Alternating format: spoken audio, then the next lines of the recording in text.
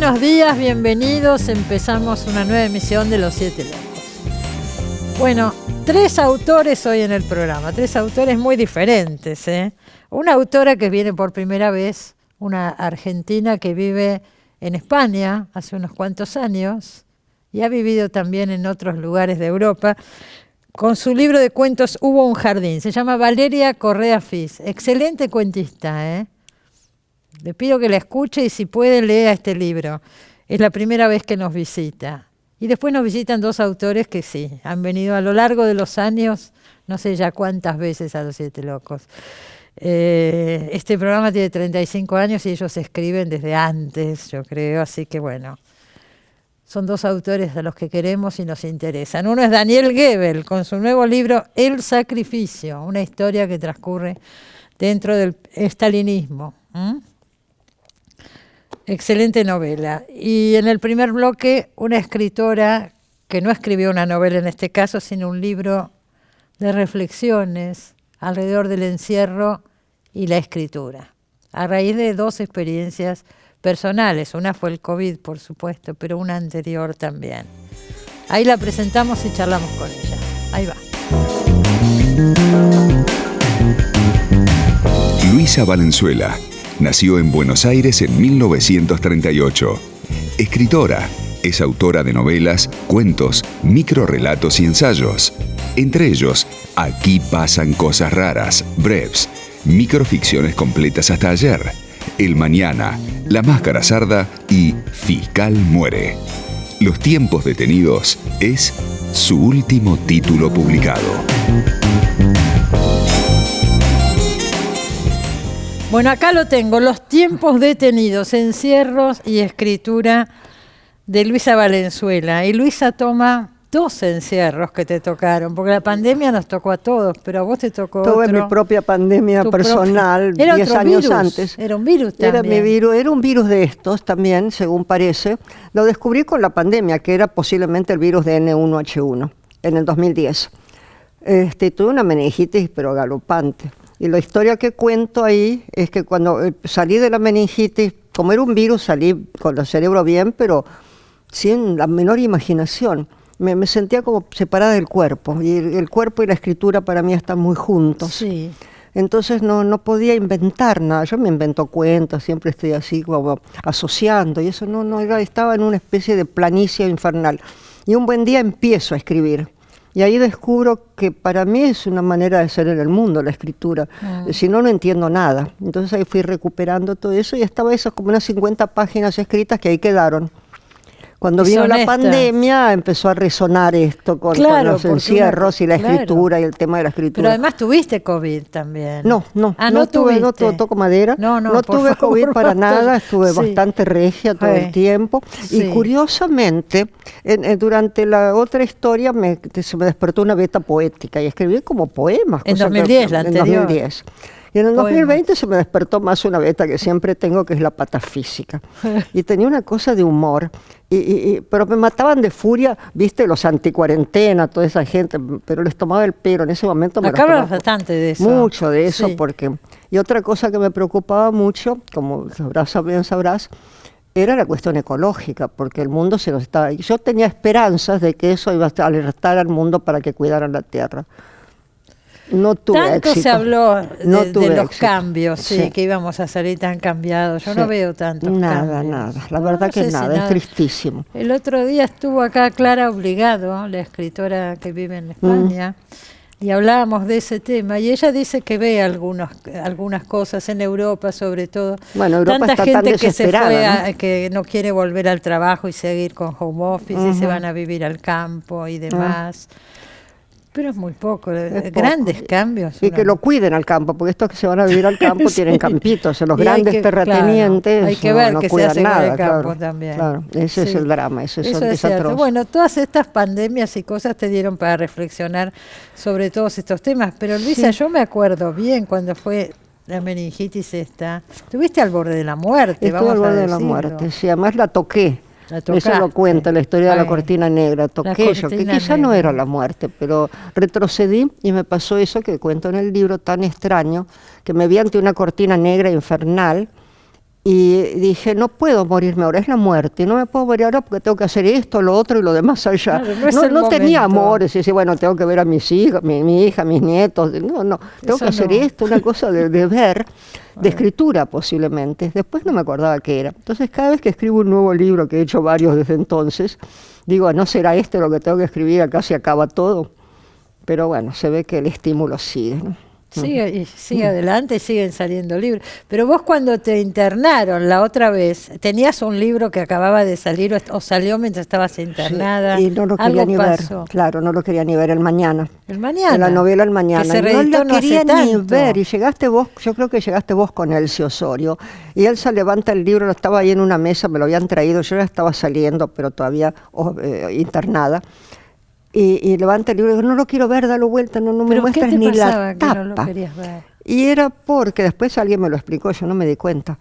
Habla de mujeres encerradas en arresto domiciliario. En un barco, me acuerdo. En el bien. barco las toman a las escritoras y las encierran en arresto domiciliario porque creen que han descubierto algo en el lenguaje que se va buscando. Es un thriller del lenguaje. Sí.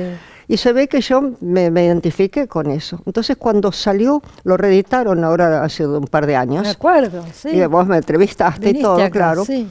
Ahí entendí mucho más y había toda una cosa premonitoria de lo que fue el gobierno pasado, ¿no? Muy extraño toda esa cosa de los encierros arbitrarios, los encarcelamientos arbitrarios. Lo relacionás por ahí, sí. No, después lo entendí desde ese lugar. Sí. Claro. Pero entonces ahí fui descubriendo, fue muy linda esa experiencia porque en el vientre de mi computadora encontré caminos que había abandonado, que estaba buscando para ver cómo resolvía ese intríngulis en el que había metido a estas pobres escritoras. Y entonces salió un pequeño libro que es la carta de navegación que conociste también. Sí. Claro. Entonces es muy extraño cómo una cosa se concatena con la otra, ¿no? Y acá todo es una gran reflexión sobre lo que es la escritura desde ese lugar misterioso, absolutamente misterioso, donde de alguna manera parecerían estar ya escritas las historias. Eso es algo que a mí me inquieta mucho, al mismo tiempo me fascina, porque a veces hay que tirar de un hilo y sale todo. En este momento me metí en otra novela, estoy cada día más loca. Bueno, menos mal que estoy en este programa, Los Siete Locos, aumentamos todo uno, poner 8. Por supuesto. Pero es así, y vos decís que cuando saliste de la meningitis no tenías imaginación, estaba bloqueado. Era muy raro. Porque, bueno, estaba dolorida, la nuca dolía horrores y eso, pero estaba bien. De hecho, me llama un gran amigo de New York y me pongo a hablar en inglés fluidamente, normalmente. Las palabras estaban, pero lo que haces con las palabras, más allá de la conversación banal, no llegaba. Y tenía una desconexión muy rara con mi cuerpo. No me podía ni mencionar la palabra cuerpo, me ponía muy mal, me ponía fuera de mí como un ataque de pánico. Me tocaban y me daba como pánico. Y yo sabía que escribís con el cuerpo, ¿no? No estaba disociado eso. Era un buen día, como recuperé todo, empecé a volver a escribir y eso me... ¿Y cuánto tiempo te llevó todo eso? Y eso me llevó como 4 meses de recuperación. Muy angustioso, sí. ¿cierto?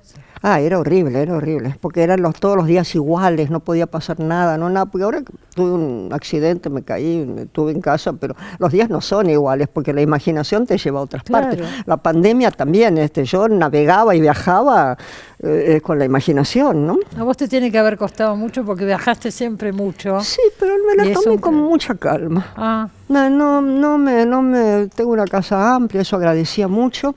¿Tenés jardín? Tengo jardín.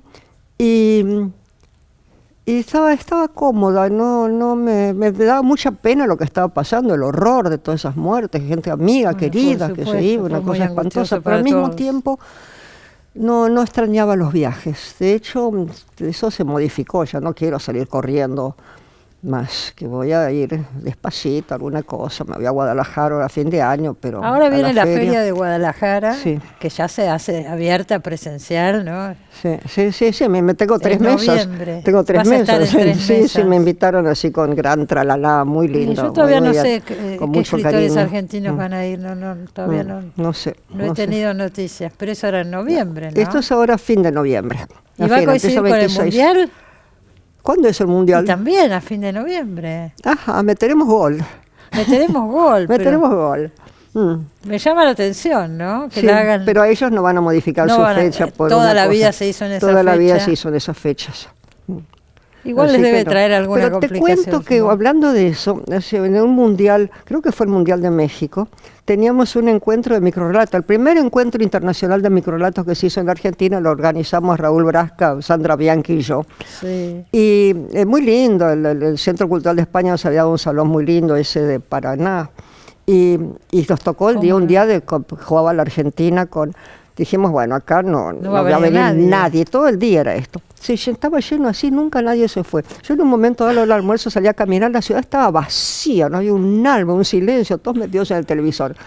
Y nosotros adentro, la gente se quedó y estuvo y escuchó las ponencias. Debe ser un y porcentaje de público que no ve fútbol muy chico, pero no tiene alcanza nada que para ver, claro, llenar. no tiene mucho que hacer, es cierto. Alcanza Pero para llenar la ese directora lugar. del Centro Cultural de aquella época dijo...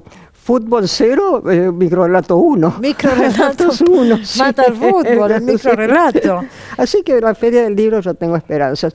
Si bien de golpe oiremos los goles así, retumbando. ¿Qué es lo que hiciste esta semana? No era con microrelato. ¿Qué hiciste? ¿Algún taller de edición? Hicimos una cosa muy linda el jueves, que son comisarios de papel. Entonces 4 escritores, que tenemos comisarios en nuestras novelas. Mirta Amores, que te acaba de entregar su libro. Me acaba de dar, todavía tiene el papel, no sé cómo Palacio. va a salir porque tiene el papel de celofán de Mirta Amores que te acompaña. Sí. Tiene un Crimen comisario en el Palacio Barolo, un policial. Ya lo leeré, Mirta, gracias. muy fascinante. Entonces ya tiene su comisario ahí. Yo tengo el comisario Masachesi, que es el que me inspira ahora muchísimo. Nisman, la en el novela caso que Nisman, escribiste el sobre fiscal Nisman. muere. Fiscal Está muere. también Ernesto Mayo con su perro Lascano y todas sus Está novelas. acá en Buenos Por supuesto Aires, no es en Zoom, va a ser en Vive fue en Zoom. España. Él está en España, por eso lo hacemos en Zoom con Ernesto. Y Miguel Gaya, que tiene un comisario muy divertido, que es el comisario Fonfet. Así que vamos a hablar de los comisarios de papel y cómo los personajes también reflejan la realidad, ¿no? Cómo desde el personaje de la ficción encarás la realidad de una manera bastante veces más sincera y real que muchas veces del periodismo que conocemos, ¿no? El policial ni hablemos, ¿no? Sí, así que muy linda fue esa mesa y mi esperanza es poder repetirla en la Feria del Libro de Argentina, pero ya comisarios de papel de ayer y de hoy, porque hay muchos como los de Rodolfo Walsh, hay comisarios de papel muy interesantes, ¿no? Sí, sí. Así que hacer una mesa con ese tema. muy estimulante ese pensamiento donde la ficción y la realidad se tocan. El otro día se anunció que en la Feria del Libro ya de la del año que viene, 2023, el escritor que va a hablar es Martín Cohen en la apertura. Sí. Vos hablaste una vez en la Yo apertura. Yo fui la primera mujer después de mucho tiempo de abrir la feria del 17, sí. Fue muy emocionante y brutal, porque eran momentos difíciles. ¿No había estado Griselda Gámbaro antes? Había estado Griselda y había estado Angélica Goretti, pero mucho antes. Sí, y después hubo un hiato larguísimo que no había ninguna. Y ahí mujer. volviste. Y ahí volví, entonces ahí se volvió a mover el espinel hacia el lado femenino. Sí, fue muy lindo, fue muy emocionante y muy interesante porque me tenía que enfrentar con esa cultura del momento que la decimos entre comillas. ¿Pero qué año fue todo esto? 17. Ah, en 2017. Se me mezclan algunos. Luis Guzmán también habló en esa época, me parece. ¿Quién, perdón? Luis Guzmán, ¿no es cierto? No, creo que vino después, bastante después. ¿Fue? Sí. Bueno, ya es una tradición, son muchos años. Sí. Y la próxima va a estar Martín Cohen. Vamos a ver qué dice después de la de Guillermo Sacomano, que fue tan polémica, ¿no? La de este año. Claro, cuando pidió plata, claro. Entre muchas otras cosas, bueno, reclamó, exigió otra que pidió. Exigió plata. Bueno, Luisa, contame, ¿estás escribiendo ahora, me decís, una novela nueva? Ay, sí, dije el otro día que no iba a escribir más novelas y de golpe me saltó porque tengo una teoría que quiero movilizar. Porque ese comisario Masachesi, de alguna manera, el del fiscal, mi novela Fiscal muere, me activó una parte del cerebro que deduce y entiende situaciones de la realidad. Entonces es muy raro. Él entendió un sistema por el cual cómo lo pudieron matar al fiscal tan conocido por control remoto, no necesariamente el gobierno, sino novela. Entonces esto también es una novela, pero encontré otra que no digo qué, otra respuesta a uno de estos grandes dudas, más que metafísicas, físicas de nuestro país en los últimos años. Ah, bueno. Sí. Entonces, habiendo encontrado la respuesta, bueno, una posibilidad de algo que estaba ahí, quedó en el aire, Me cuesta mucho escribir novela porque ya sé el final de alguna manera, pero ahora logré con esta no ponerlo al final, trabajar alrededor y encontrar un personaje relacionado con... Bueno, es un policial, ¿no es cierto? Sí, no sé si policial directo. El otro sí es un policial. Esta no sé si va a ser un policial directamente. Si te dijera el título, no lo voy a decir porque delata de qué se trata. Nos vamos a quedar intrigados. ¿Y cuándo va a estar? No sabemos. No sé. Recién empiezo con mucho entusiasmo. Por eso estoy medio cansado porque a la mañana yo escribo, me despierto y me salen las ideas. Es muy lindo ese instante. Todavía no estás del todo despierta, sí, estás despierta, pero claro, hay un momento donde el cerebro está funcionando por su cuenta, ¿no? Leyendo este libro, Los tiempos detenidos, se ve hasta qué punto es estructural en vos la escritura. Sí, y el lenguaje, ¿no? Cómo vivo adentro del lenguaje. Sí, o sea, es parte tuya. Sí. Eso me encanta ponerlo ahora, explicitarlo, ofrecerlo, como yo creo que es como un bien que uno tiene y uno tiene que brindarlo al público porque le va a despertar a mucha gente ganas de, o quizá de escribir o de expresarse o de encontrar ese camino secreto que está dentro de nuestra mente, ¿no? Y que vas elaborando como un laberinto donde vas descubriendo tesoros. Tesoros a veces muy inquietantes, tremendos, que además te ponen como en un peligro, digamos, espiritual quizá, pero sí. Es hasta una aventura, terapéutico, ¿no? Te diría que no sé, eso yo me resisto un poco a pensar la cosa catártica de la escritura, pero quizás sea cierto, ¿no? Pero ese mundo oscuro de aquellos que nos mueve desde otro lugar. En tu caso debe haber sido, pienso ahora, debe haber sido complejo. Tu mamá era escritora y de mucho éxito en su época. Luisa Mercedes Levinson, y ponerse a escribir, ¿no es cierto? Bueno, yo no quería, yo lo dije mil veces, te lo habré dicho en otros programas, yo quería ser aventurera, quería ser cualquier cosa menos escritora, estaba llena la casa de escritores. Pero un buen día escribí un cuento así para demostrar que es una pavada. Y me encantó, y dije, es la aventura de escribir, descubro la aventura de escribir. Entonces voy por ese camino. Después me alejé de la casa, me casé con un francés, me fui a vivir a Francia, preservé esa iba a decir ese don, pero no sé si podemos decir una palabra tan grande, esa predisposición.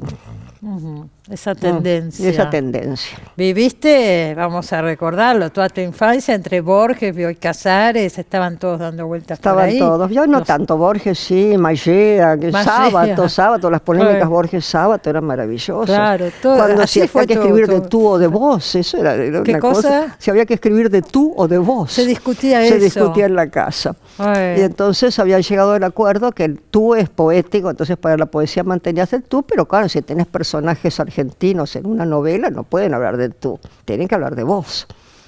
Así que era ese momento de transición. Fue muy interesante. El arte por el arte o el arte dirigido, había todas esas discusiones. Sí. El tema del voceo, el tú, el vos, ¿en qué año más o menos? ¿En los 50? ¿Cuándo se hablaba de estas cosas? Yo era muy chica, así que no sería en los 50. Porque hubo un cambio grande. Antes se escribía de tú, ¿no? Una conciencia del estar aquí, ¿no? Del aquí y ahora, sí. Y la otra era la cosa antipolítica. Yo me crío con toda la cosa antipolítica y de golpe la política se me viene encima y me doy cuenta que toda escritura es política. Y ahora me estoy metiendo por terrenos bastante pantanosos. Te está trayendo mucho y por ahí, ¿no? Me parece. Sí. Bueno, esperaremos la próxima novela. Mientras tanto, habías estado el año pasado con un libro de crónicas periodísticas, ¿me acuerdo? Sí, también que sacó la misma editorial Marea. La que editorial es muy buena, Marea, que salió uno de Alicia Dujovne Ortiz también salieron los dos salimos juntos. Y esto te digo que tengo el orgullo de estar en esta colección que dirige Cristiano Alarcón. Cristiano Alarcón. Maravillosa, Ficciones Reales se llama. Ficciones Reales. ¿Se acuerda el ganador del premio Alfaguara de este año, Cristiano Alarcón, que estuvo acá en el programa? Bueno, este se llama Los tiempos detenidos, acuérdese, y Luisa habla encierros y escritura, los dos que le tocó vivir. Han tocado otros, pero ya menos vistosos, digamos menos obvios. Sí. Vistosos por ser generosa, no sé qué decirte. Dos episodios fuertes. Gracias, Cristina, qué lindo estar acá. Me alegro con vos. Que hayas Muchas venido. Gracias, yo también. Nos vamos al corte, enseguida volvemos.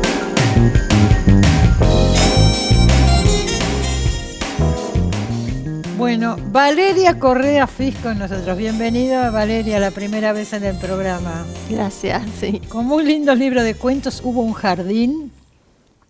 Valeria es argentina, de Rosario, pero vivís en España hace muchos años. ¿En Madrid vivís? Sí, hace 6 años que vivo en Madrid. Hace 6 años.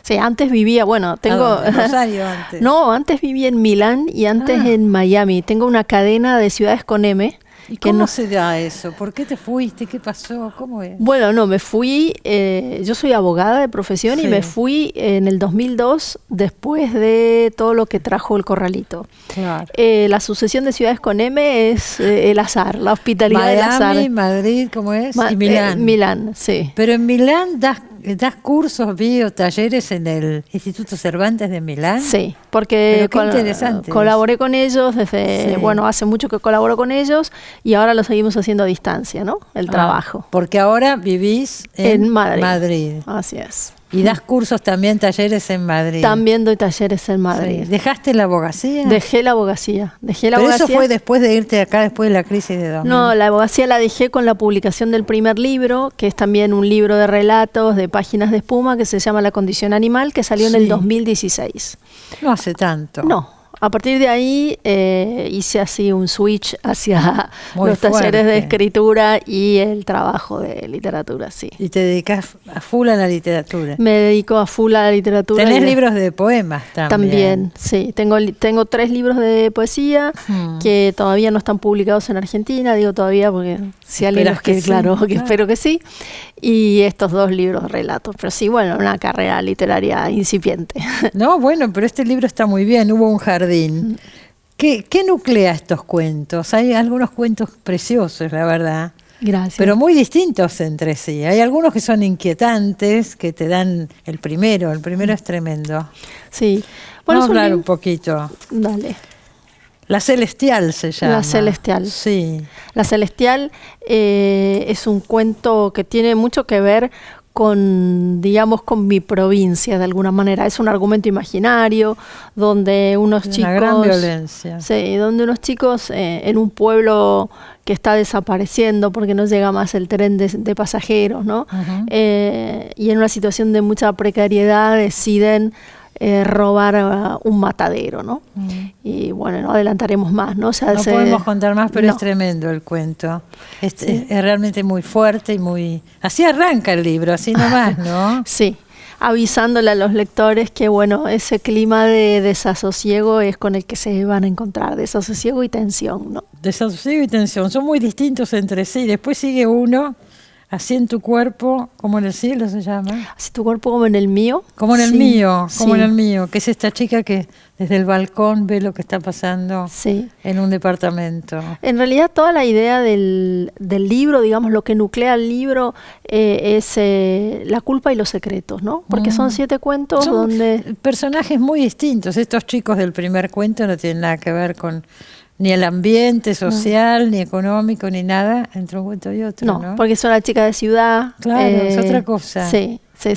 Pero lo que los nuclea es eso, la idea de la culpa y el secreto, ¿no? La culpa y el secreto. Sí, porque son todos personajes adultos que hacen un flashback, un ejercicio de memoria hacia ese momento de beatitud, de pérdida de inocencia, ¿no? De ahí también el título que los nuclea, Hubo un jardín, ¿no? El jardín como... El del Edén. Claro, como el del Edén, pero también como un espacio simbólico de orden y cuidados, ¿no? Porque el jardín, si lo abandonamos, puede venir selva o desierto, depende de dónde esté enclavado, ¿no? Bueno, esa sensación como de cosa agazapada está en todos estos cuentos. Hay uno que se llama Hotel Edén. Sí. Que transcurre justamente ahí, ¿no? En la provincia de Córdoba. En la provincia de Córdoba. Que yo no conozco el hotel. Yo lo conozco. Hasta una vez grabamos acá, fuimos con cámaras. Qué bueno. Era una ruina. Creo que después con los años lo remodelaron de nuevo, no sé ahora, pero en ese momento era una ruina impresionante. Sí. Y el esqueleto quedaba, ¿no? Claro. Bueno, también... Es un lugar con tanta historia nazi también, hay de todo. Y los fantasmas que son los que tomas vos. Sí, los nazis y bueno, el ocultismo, ¿no? Que también es algo que nuclea mucho a los nazis y los filonazis, ¿no? ¿Y por qué lo pones ahí, un lugar que no conociste? ¿Por qué se te ocurre ir ahí así? En realidad los espacios físicos, viste, que tienen mucha importancia a lo largo de todo el libro, ¿no? Sí, claro. Está Sí. el matadero, el hotel, la casa esa que funciona el invernadero como bar, de Eiffel. el invernadero. Entonces yo quería que el espacio también fuera como un protagonista, ¿no? Claro, claro. Y Y buscabas lugares así. Y un espacio muy argentino, ¿no? Sí, claro. Porque todo el libro está recorrido por estas historias. Es un libro escrito desde España y publicado por primera vez en España, pero es un libro Argentino. Sí, muy argentino, ¿no? Transcurren los cuentos acá y además el tono, todo. Es Sí. un libro argentino. Un poco porque yo creo que el lenguaje, ¿no? Es como una especie de wifi a mi memoria, ¿no? Entonces, cuando yo me pongo a imaginar estas historias, mirando un poco estos espacios argentinos, haciendo como una especie de mapa mental, creo que se evoca, ¿no? Ese lenguaje que yo reconstruyo un poco, Claro, ¿no? desde Porque allá. sí, ese es un argentino de la ficción, ¿no? También un escritor es un inventor del lenguaje, ¿no? Es verdad, así es. Un amor imaginario. Esta es una chica que consigue un trabajito, está sin trabajo y consigue un trabajo poniendo inyecciones. No es enfermera ni nada por el No. estilo. Se dedica. Este es el menos cruel de los cuentos. Así ¿No? dicen, pero sin embargo yo creo que se esconde acá, otra vez trabajando con la culpa y el secreto, una Sí. pregunta que subyace. Es un Sí. cuento, si querés, muy amable, incluso gracioso, ¿no? Creo Sí. yo, la gente se ríe mucho con la descripción de los culos que hace la Sí, enfermera, eso ¿no? es genial. Empieza contando, claro, cataloga a las personas de acuerdo a cuando se bajan los pantalones para ponerse la inyección. Claro, pero en realidad no quiero revelar nada de la trama, pero yo creo que la pregunta que subyace es si se puede hacer el bien a cualquier precio. Y Claro, creo que eso es... por las cartas. decís. Exacto. Claro. Y No entonces, vamos a contar más, pero sí, esa es la pregunta. sí. Claro. Y eso es un poco desasosegante, ¿no? La pregunta Sí, de... sí. Es como un acto piadoso, pero también es una falta de respeto hacia esa Exacto. persona. Exacto. ¿No? Así lo veo. Así lo vemos. Pero la pregunta queda ahí latente, ¿no? Para el que quiera leerlo. Y después hay un cuento muy, muy, muy especial, muy, muy raro, diría yo, que se llama Donde mueren las perras, donde aparecen un montón de temas ahí. Sí. Un montón. El disparador es real, que es un punto de... El cuento transcurre en Rosario, Sí. en el Parque España, Sí. y hay un punto en la barranca donde se han suicidado un montón de perros. Se tiran por la barranca los perros. Sí, no se sabe por qué. Ahora, bueno, hace años que la municipalidad levantó, porque es un punto panorámico sobre el Paraná, precioso. Pero pudieron... Sí, lo para salvar la vallaron, vida. ¿no? Lo vallaron Claro. con una especie de Qué plexiglas. notable eso que me decís.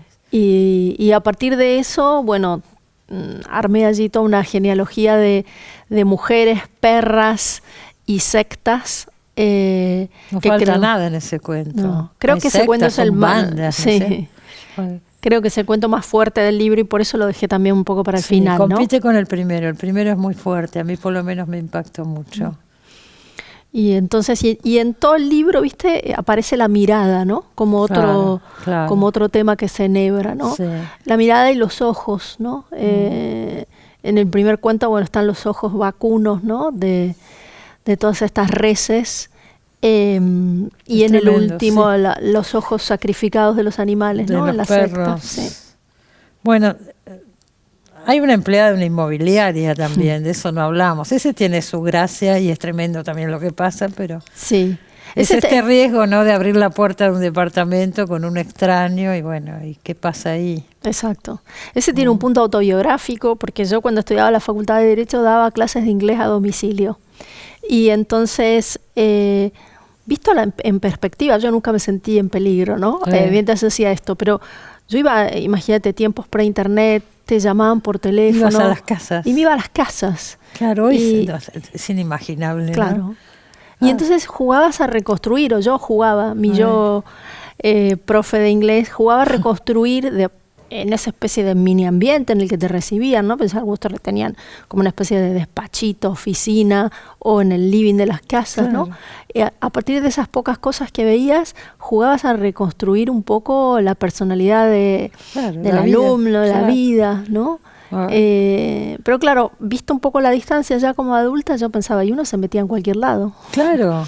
y tenía la sorpresa, ¿no? De que te abran la puerta y encontrarte y no con sabes eso. lo que puede pasar. Sí, entonces un poco en función de esa experiencia es que está construido esta otra historia del agente inmobiliario que va como una loca recorriendo Buenos Aires y mostrando casas. ¿Estuviste mucho tiempo sin venir hasta ahora que salió el libro y venís más seguido? No, yo vengo, o sea, trato de venir una vez por año, me interrumpió la pandemia y yo creo que esa especie de nostalgia de Argentina en la pandemia, porque lo escribí en ese momento el libro, salió este libro tan argentino, ¿no? Como una especie de...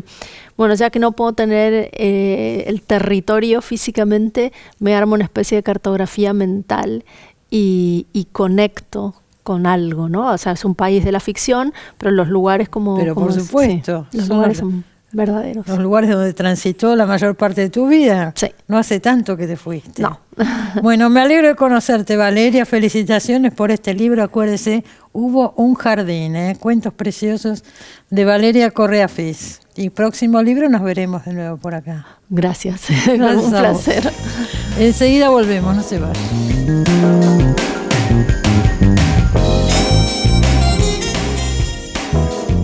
Bueno, último bloque del programa, Daniel Goebel con nosotros con su nuevo libro, El Sacrificio. Yo siempre digo que a mí Goebel me sorprende porque nunca sé con qué va a venir y ahora viene con el estalinismo. Y una novela que me hizo acordar, qué sé yo, tiene un tono como de 1984, la de Orwell. ¿Nadie te dijo eso? No. Bueno, sí. El libro salió hace poquito. El sistema de comparaciones, si es que lo va a ver, todavía no se puso en movimiento. No se sabe quién le hizo primero, decimos. No, pero ese clima opresivo. Sí. Bueno, en rigor... dictatorial que se mete con la vida personal de cada uno de los individuos. En rigor, el origen de este libro no tiene que ver con una ficción, sino que tiene que ver con un texto periodístico que es Los que susurran, un libro que sacó Edaz hace muchos años y que yo leí en unas vacaciones. ¿De quién es? No sé. Me olvidé el nombre, es del mismo... Los leí hace tantos años que me olvidé el nombre del autor. Pero te inspiró y no lo podemos ni nombrar. No, bueno, la semana que viene vuelvo y te doy el nombre del autor. Es del mismo, es de un ensayista que aborda la Rusia pre y post-estalinista. En algún momento me va a aparecer el nombre. Bien, yo leí el libro y veía una sucesión de relatos de horror. Digamos, el libro se llamaba Los que susurran porque contaba que la gente en los trenes, por ejemplo, hablaba en voz bajita, disimulando, así como para hacer una comparación desatinada, pero actual, los futbolistas, para que las cámaras no graben lo que están diciendo, hablan así. Los políticos también. Exactamente, sí. Bueno, pero nosotros también vivimos eso, en la dictadura había que hablar bajo. Había que hablar bajo y más bien había que no pensar lo que había que pensar. Bueno, en mi caso, como yo soy un realista desviado, solo lo que viene de muy lejos me influye de manera directa. Ajá. Entonces, realista desviado. Claro. Cuando yo leí Los que susurran, y lo estaba leyendo en vacaciones, y era una acumulación de oprobios y horrores, me agarró una especie de impulso y yo decía, tengo que hacer algo con esto. Y el tengo que hacer algo con esto era anacrónico, porque el estalinismo efectivamente estaba destruido, no existe en términos de presencia constante, aunque podríamos decir que si establecemos alguna relación entre mi novela y la actualidad, se actualiza de nuevo, porque ahora en lugar del estalinismo lo que empieza a aflorar son neofascismos en todo el mundo. Sí. Políticas dictatoriales. Mira ahora Italia, ¿no? Exactamente, Italia, Turquía, Hungría. Pero, a ver, Brasil. Sí, Brasil, bueno, Brasil tal vez cambie, veremos. Está bien, pero pasó. Sí, el populismo de derecha tiene la mágica virtud, entre comillas, de brindar soluciones fáciles y falsas para consumo inmediato de gente que quiere resoluciones simples. Y que hay un desencanto, eso es evidente. Y sí. Hay espacio para que suceda. Hay espacio para que suceda. En ese sentido... una novela como esta resume el ámbito donde hay una sola verdad e impera y dirige todos los niveles y estamentos. No, y otra cosa, la adoración al líder, la adoración absoluta. Claro. Bueno, ¿hasta dónde se puede llegar? Porque estás mostrando hasta dónde se puede llegar con esa adoración. Exactamente, hasta la destrucción de una conciencia débil. Yo, digamos, había leído, no solo leí este libro Los que susurran, sino algunas biografías de Stalin. Hay una que cuenta, por ejemplo, cuando muere Stalin, hay un acto multitudinario. La gente va a despedirse del líder, pero va a despedirse del líder tanto por devoción política como por terror de no ser visto. Entonces había como una especie de verdadera competencia por quién lloraba más, por miedo a que alguien de la KGB marcara que no lloraba lo suficiente. Entonces, en esa especie de desmesura total, es posible una novela como esta. Sí. Donde una conciencia débil está metida en una serie de hechos cuya naturaleza verdadera no comprende. Es víctima de ese... Está bien. Vos decís una conciencia débil, pero esto debilita conciencias. Una conciencia media puede ser mucho más débil con un sistema así. Sí, sin duda. Y a la larga sí, va minando, ¿no? Sí, sí, sí. Entonces acá parece como naturales cosas que nos chocan muchísimo, pero los personajes lo viven como algo natural. Claro, bueno, es una narradora en primera persona, es una mujer quien narra y es la experiencia de su progresiva sumisión al dictamen ajeno. El líder es una especie de fetiche místico ya, digamos, sí, es el centro de toda justicia. Por supuesto, además no aparece nunca, sí aparece al final, ¿no? Detrás de la puerta, creo. Detrás de la puerta, sí. Sí. Pero es una presencia que está desde la primera página. Digo. Es que, ¿te acuerdas? Digo, haciendo una comparación completamente distanciada, pero y en este caso muy simpática, Perón decía, yo quiero ser el supremo pontífice, si vuelvo a la Argentina no va a faltar algún irrespetuoso que me falta el respeto, entonces mantener distancia. La figura del líder es la figura de el líder verdadero, entre comillas, es la figura de una enorme distancia que finge los protocolos de la mayor de las cercanías. Claro. Digo, el líder está en tu casa, es tuyo, es tu padre. Claro, es una presencia. Es una presencia absoluta, digamos, son hipóstasis de la figura de lo divino, ¿no? Sí. Inevitable. Es eso. Es inevitable. Y bueno, y esta pobre mujer, la narradora, va cada vez peor. Va renunciando a, qué sé yo, a lo más primario de su ser y va entregando. Sí. Y todo como lo cuenta desde el punto de vista de alguien que lo vive como algo natural. Bueno, podemos pensar una figura en la que una persona en el extremo de su desesperación le dice a su líder o a su figura, ¿qué más te puedo dar? ¿Qué más puedo entregarte? Y el Dios, la figura o el líder le dice, todavía ni siquiera empezaste. Claro. Que esa es una lógica. Claro, ¿no? Claro. Donde la figura del líder no tiene nunca satisfacción con la ofrenda que se le produce. Supuesto. Pero además nadie pregunta nada, ¿no? La van llevando. Exactamente. No cuestiona, no pregunta, no sabe dónde va. Sí. Bueno. Hay una anécdota de Stalin, que también en una de las biografías que leí, muy interesante. Stalin en su demencia veía conspiraciones por todos lados. Entonces las medidas de seguridad eran cada vez mayores y Stalin mandaba a matar a todos aquellos de los que desconfiaba. Entonces en el comité dicen, ¿a quién le podemos traer del que no desconfíe? Y le encuentran un campesino amigo de su más lejana infancia, un mujik borracho, analfabeto, que vive en un pueblo en Georgia inobjetable. Entonces se lo mandan de visita a Stalin. Stalin toma con él, escuchan canciones de la infancia, se emborrachan hasta el final y Stalin lo abraza al final de la noche y le dice, decime, ¿por qué vos también me querés matar? O sea que ese extremo de poder es también un extremo de absoluta debilidad. Claro, y bueno, por supuesto. Además buscar ese lugar, ¿no? Sí, persona, exactamente. ¿No es cierto? Ahora pensaba, decís, estuve leyendo todos estos libros, etcétera, con los temas tan diversos que vos tomás en tus novelas, y que eso siempre me llamó la atención, porque hay una enorme cantidad de lecturas atrás y de investigación de temas. En el absoluto, por ejemplo, ¿cómo se llama? Un crimen japonés. Sí.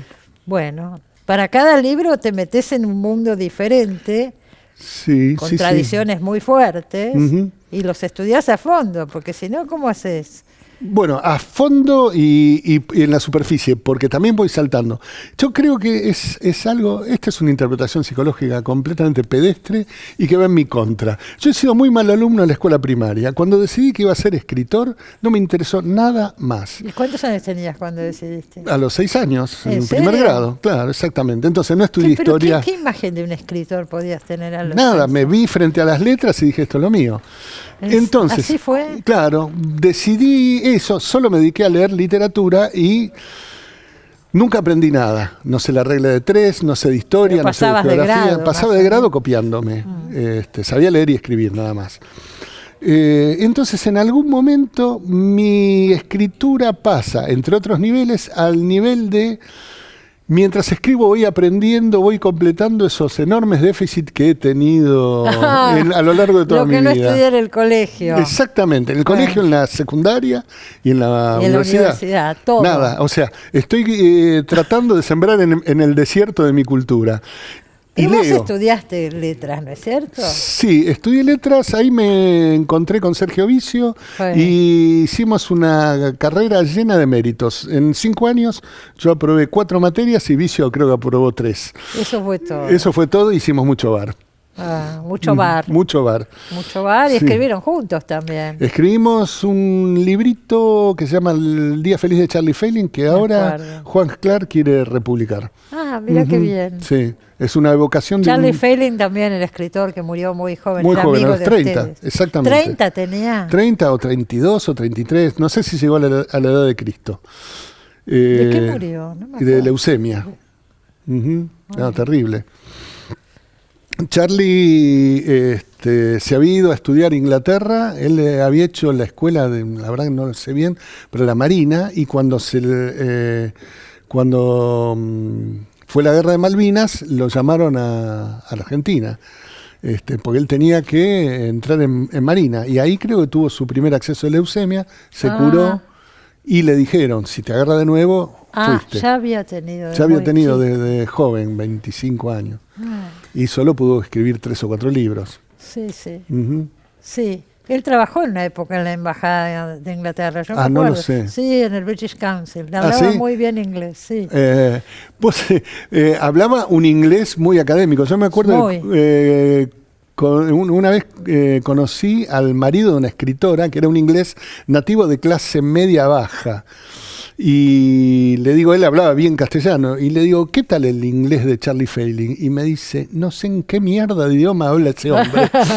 Claro, era académico. Claro, exactamente. Es como la diferencia entre el griego antiguo y el griego moderno. Claro, bueno, es lo mismo. Y la novela que ustedes escribieron sobre él, que Sí. es una ficción. Es una Pues ficción. ya no la leí, me parece. Es una ficción que narra un hecho real. Una vez nos fuimos a la casa de los padres de Vicio en Ramallo, Sergio, Charlie Failing y yo. Y Charlie Failing era un sujeto completamente blanco y de piel muy delicada. Sí. Y nos pasamos toda una tarde. Charlie se la pasó debajo de un árbol, comimos un asado, estuvo todo el tiempo a la sombra y a la noche estaba arrebatado como un camarón. Y bueno, un día, conversando con Vicio, le digo, ¿sabes que me estoy acordando de ese día, muchos años más tarde, luego de la muerte de Charlie? Y me dice, yo también. Y ahí quedamos en escribir ¿Cómo se llama un la relato. novela? El Día Feliz de Charlie Failing. Y era el día del asado. El día del asado, porque Bueno. Charlie dijo que nunca había sido tan feliz como ese día. Bueno. Ujú. Así que es una evocación sentimental. Vos tenés libros intimistas, me acuerdo algunos que me gustaron mucho, El hijo judío. El hijo judío, Derrumbe. Precioso el libro, Derrumbe. Sí. Y después tenés esta otra Ujú. beta que es, digamos, histórica o Sí. cultural, no sé cómo llamarla. Histórica, exótica. Recién ahora me estoy acercando a la Argentina. Sí. Bueno, ¿a dónde te estás acercando? ¿Acá Y, estás no, en Rusia? una novela que tengo inédita, Ah. que trabajo la zanja de Alsina, invirtiendo la relación histórica. Ah. Es decir, en mi novela no son los blancos los que construyen las zanjas para evitar que los indios ataquen, sino los indios los que construyen muros para que los blancos no pasen. Para que, Claro, exactamente, para mantener su esa civilización la tenés aparte. hecha ya. Escrita pero no publicada. Va a salir este año, el año que viene. O el otro, ¿Tenés muchas? Tengo 2 o 3 libros guardaditos, sí. Ujú. Yo noté eso. Escritores que escriben mucho, que son muy prolíficos, entonces publican en varias editoriales como para poder publicar más. Exactamente, porque este libro salió ahora en La Bestia Equilátera. En La Bestia Equilátera. Y vos sos autor de Random. Publico en general en Random, sí, claro. sí. Pero tantos libros Random no te publica, entonces voy abriendo zonas. En Ampersand del año pasado. En Ampersand saqué el año pasado, sí. Me parece bien, porque digamos, un editor puede pensar que su relación costo-beneficio explota negativamente si publica más de un libro por año de un autor. Y otros editores pueden pensar que pueden hacer el esfuerzo y el intento. Una vez Luis Chitarroni me definió como el autor que más vende de los que menos venden. Entonces, eso permite que no pierdan demasiada plata y que nunca ganen dinero conmigo, o que casi nunca ganen. Pero te publican de todas maneras, sí, como a muchos autores, por prestigio, por lo que fuera. Por lo que fuera. Ahí se genera un misterio que uno no tiene que explorar. ¿Por qué publican a tales personas y no a otras? ¿No? ¿Qué te puedo decir? En general, bueno, publican a las que les parecen buenos textos. Sí, o vendibles, sí. Bueno, yo me curé de espanto cuando tardé 5 años en publicar mi primera novela. A partir de ahí dije, lo que tengo lo publico antes de que venga la sequía. Eso fue Divinsky que te publicó. Me publicó Ediciones Divinsky. de la Flor. Exactamente. Cuando yo tenía un libro que escribí a los 23 años y que publiqué recién a los 28, 30. Me daba vergüenza. ¿No lo ofrecías? Sí, lo ofrecía y todos me rebotaban. Es la lógica del cadete. Cuando piden un cadete y le piden experiencia previa. Claro. Entonces, no hay experiencia previa si vos sos cadete. Seguro. ¿Qué publicaste antes? Nada, quiero publicar ahora. No, como no publicaste antes, no vas a publicar ahora.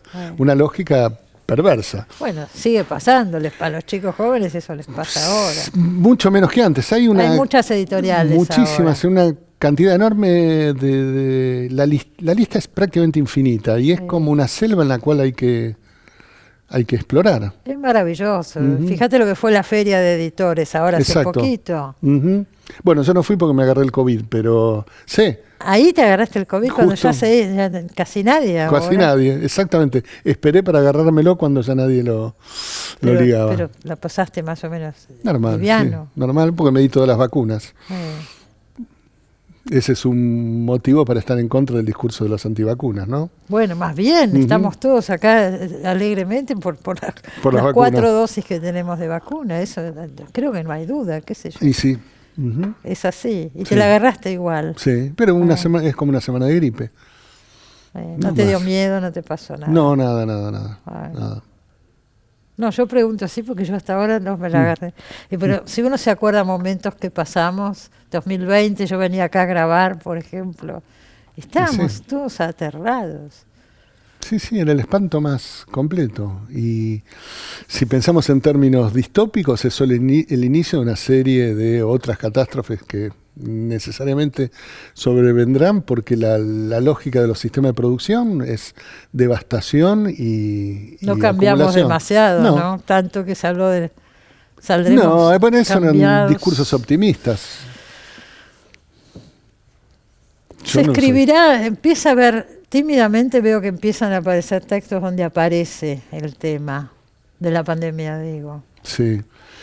Bueno, los textos que acompañan las grandes catástrofes siempre aparecen. Digo, uno piensa en el diario de la peste de Daniel Defoe o La peste de Camus. Que tanto se habló cuando empezó la pandemia. Exactamente, ¿no? Salieron a republicarlo. Sí. Era inevitable y necesario que hubiera textos sobre lo que ocurre en el momento. Yo opero de una manera distinta, me parece. Nos fuimos al estalinismo, imagínese. Nos fuimos al estalinismo, lo cual parece anacrónico, pero se actualiza con lo que pasa ahora. Sin duda, ¿no? Sin duda, sin duda.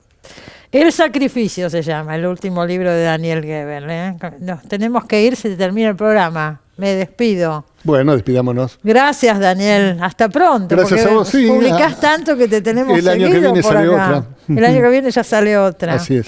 Quiero invitar al canal, porque se inauguró una muestra, Árbol de Fuego, de Eduardo Gualdoni. Es el artista Eduardo Gualdoni. ¿Se puede venir al canal? de lunes a viernes de 12 a 18, entrando por Figueroa Alcorta. El que quiera venir está invitado. Nos vemos el sábado que viene. Que la pasen bien. Chao.